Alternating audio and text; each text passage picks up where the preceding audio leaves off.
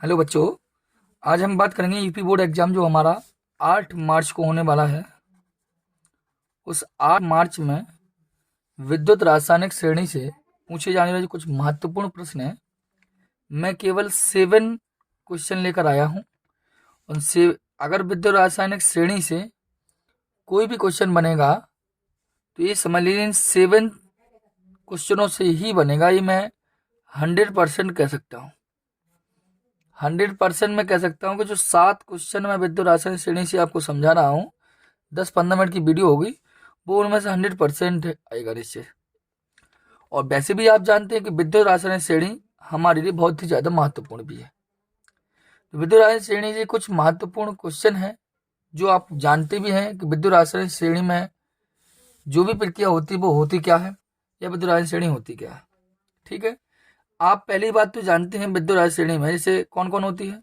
जैसे lithium, potassium, barium, strontium, ये जानते होंगे। कैल्शियम, सोडियम, लिथियम लेके भारत सरकार का नाम मोदी जी एल्यूमिनियम मंगवाए, जनता करे। फिर इस पर चलता है, ऐसी चलती चल जाती है चीज तक। क्रोध कोई नहीं समझ पावे, है क्यों मरा सिल्वर। फिर चलती चलती है, पिटा सोना। ये विद्युत रासायनिक श्रेणी है कि lithium, potassium, barium, strontium, calcium, sodium, magnesium, indium. जितने भी आपके देखो ये हाइड्रोजन से ऊपर एलिमेंट्स हैं, जितने भी ये हाइड्रोजन से ऊपर एलिमेंट्स हैं, ये सब के सब नेगेटिव होते हैं। और हाइड्रोजन से नीचे जितने भी होते हैं, ये सब के सब कैसे होते हैं? पॉजिटिव। नेगेटिव जिनका मान होता है वो प्रबल अपचायक कहलाते हैं, और जो पॉजिटिव होते हैं ये प्रबल ऑक्सीकारक कहलाते हैं। इस बात को आपको जानना है, उसी आधार पर हमें यहाँ पर क्वेश्चन को सॉल्व करना है। ठीक है, दोबारा रिपीट कर दूं एक बार। जो जितना ज्यादा माइनस का होगा वह प्रबल अपचायक होगा, और हाइड्रोजन से सभी ऊपर स्टेज सभी माइनस के होते हैं, और हाइड्रोजन से नीचे स्टेज सभी प्लस के होते हैं। ठीक, इन क्वेश्चनों को कर लीजिए, साथ ही है इंपॉर्टेंट है आपके लिए। चलिए देखते हैं एक एक कर हम, बहुत ही ज्यादा इंपॉर्टेंट रहेंगे आपके लिए, यही बता दूं मैं, इन्हीं से आएंगे आपके। सबसे पहले आइए, कॉपर FeZnAlMg धातुओं की क्रियाशीलता का घटता क्रम क्या है? इनमें से जितनी भी धातु जैसे कॉपर है, आयरन है, जिंक है, एल्यूमिनियम, मैग्नीशियम है, इनकी क्रियाशीलता का क्रम बताना है। वो भी कैसा? घटता हुआ।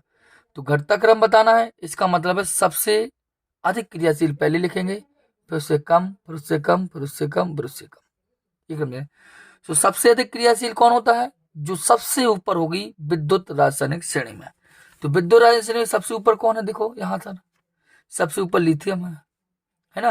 और आपके यहाँ क्वेश्चन में क्या है? देखो थोड़ा सा ऊपर करता हूँ, देखो क्वेश्चन में क्या है अपने, CuFeZnAlMg। इनमें सबसे अधिक ऊपर देखो कौन है? ये आपका Mg है ना। तो सबसे अधिक क्रियाशील कौन होगा हमारा? चलो पहले समझ ले रहे हैं। सबसे अधिक क्रियाशील कौन होगा हमारा? सबसे अधिक क्रियाशील होगा मैग्नीशियम। सबसे अधिक क्रियाशील क्या होगा? मैग्नीशियम।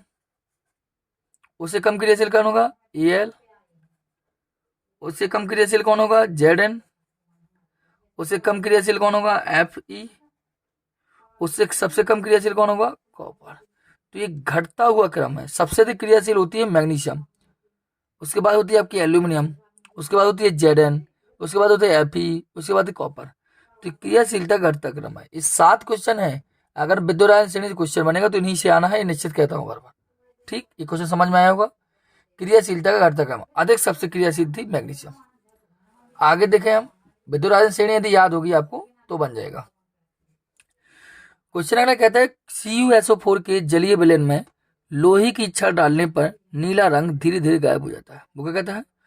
कॉपर सल्फेट, ये अभी है कॉपर सल्फेट के जलीय विलयन, जलीय विलयन मतलब एक्वस, AQ, जलीय में लोहे की छड़, लो भैया लोहे की छड़ मतलब Fe डालने पर क्या होता है? नीला जो रंग होता है वो गायब हो जाता है। ऐसा क्यों? ऐसा क्यों होता है? ऐसा इसलिए होता है क्योंकि Fe अधिक क्रियाशील धातु है, इसलिए Fe क्या करता है, इस कॉपर को विस्थापित कर देता है और खुद फेरस सल्फेट बना लेता है।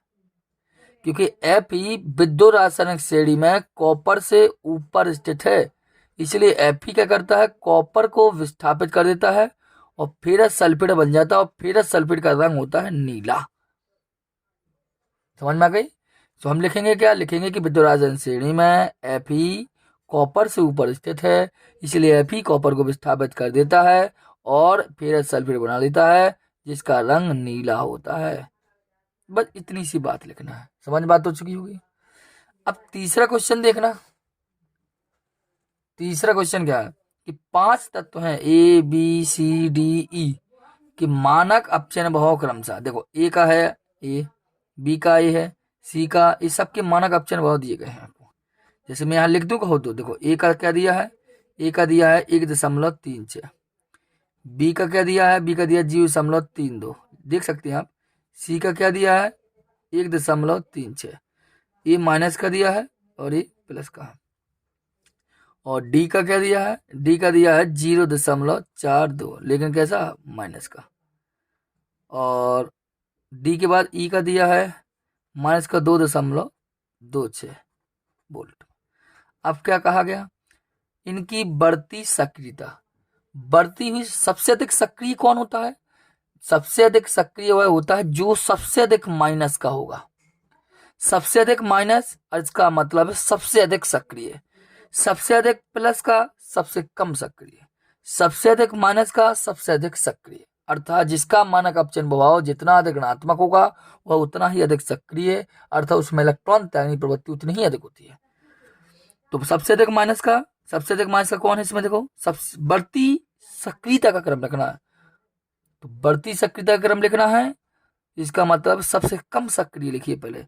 तो कम से सबसे कम सक्रिय होगा जो सबसे अधिक प्लस का होगा। तो सबसे अधिक प्लस कौन है, सी ए होगा, बढ़ती हुई।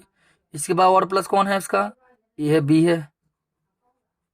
फिर और क्या होगा, अधिक प्लस, और अधिक प्लस है नहीं है, तो और अधिक प्लस कौन होगा, प्लस, जी तो दोनों कट हो गए। अब क्या होगा, ई का माइनस 2 तो सबसे अधिक माइनस है, और ए सब माइनस, ए आपका डी हो जाएगा। ठीक है, अब क्या बचा, इससे कम माइनस का है ए, और सबसे अधिक माइनस का ई। सबसे अधिक माइनस, उससे कम माइनस, उससे कम माइनस, प्लस प्लस। तो ये बढ़ती हुई सक्रियता का क्रम रहेगा। जो सबसे अधिक प्लस वो है सबसे कम सक्रिय, तो ये प्लस सबसे कम सक्रिय, ये भी प्लस का एक उससे कम सक्रिय, मतलब धीरे धीरे सक्रियता क्रम बढ़ता जाता है। ये बढ़ती हुई सक्रियता का क्रम है। विद्युत रासायनिक श्रेणी याद करनी होगी तभी काम बन पाएगा। ये क्वेश्चन आपके लिए। आगे देखो, चौथा क्वेश्चन देखना। अगर समझ में ना आया तो थोड़ा बता देना हमें कमेंट में, मैं आपको लिए अच्छे से वीडियो को प्रोवाइड कर दूंगा। फिर आपको 8 मार्च का पेपर, 8 मार्च से पहले सभी इंपोर्टेंट क्वेश्चन मिल जाएंगे। Zn, Cu, Ag, Mg, Hg धातुओं में से किसके ऑक्साइड गर्म करने पर अपघटित होते हैं? तो हमेशा जानना, हाइड्रोजन से नीचे धातु जो है उनके ऑक्साइड अपघटित होते हैं। उनके ऑक्साइड कैसे होते हैं, अपघटित होते हैं। और आपको पता है जो हाइड्रोजन से नीचे धातु के ऑक्साइड है उनके ऑक्साइड हमेशा अपघटित होते हैं। तो हाइड्रोजन से नीचे कौन कौन होता है, हाइड्रोजन से नीचे है सिल्वर, हाइड्रोजन नीचे है मरकरी, इसलिए Ag और मरकरी, सिल्वर और मरकरी के ऑक्साइड अपघटित हो जाते हैं, क्योंकि ये हाइड्रोजन से नीचे स्थित है, ये प्रबल ऑक्सीकारक हैं। समझ में आ गई, इतनी सी बात है। जो हाइड्रोजन नीचे होते मतलब अपघटित होते हैं। पांचवा क्या है, 7 क्वेश्चन है केवल, मैंने कहा था थोड़े समय में सब कंप्लीट हो जाएगा आपका।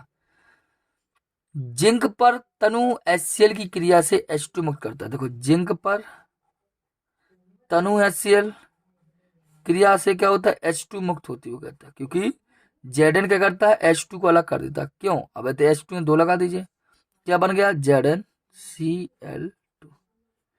जिंक पर HCl की डालने से ZnCl2 हाइड्रोजन गैस मुक्त होती है। क्यों, क्योंकि जिंक अधिक क्रियाशील है क्योंकि इसका मानक अपचयन प्रभाव हाइड्रोजन से अधिक है, अर्थात हाइड्रोजन से अधिक क्रियाशील होने के कारण हाइड्रोजन को यह विस्थापित कर देती है।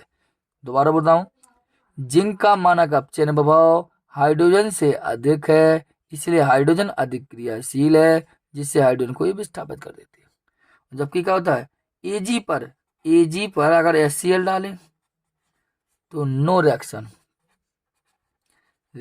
नहीं होगी। क्यों नहीं होगी? क्योंकि एजी कम क्रियाशील है इस हाइड्रोजन की अपेक्षा। ठीक, इतनी बात आपको जानना है। तो ये अभी 5 क्वेश्चन हुए, 2 क्वेश्चन और बस, 3-4 मिनट का खेल है।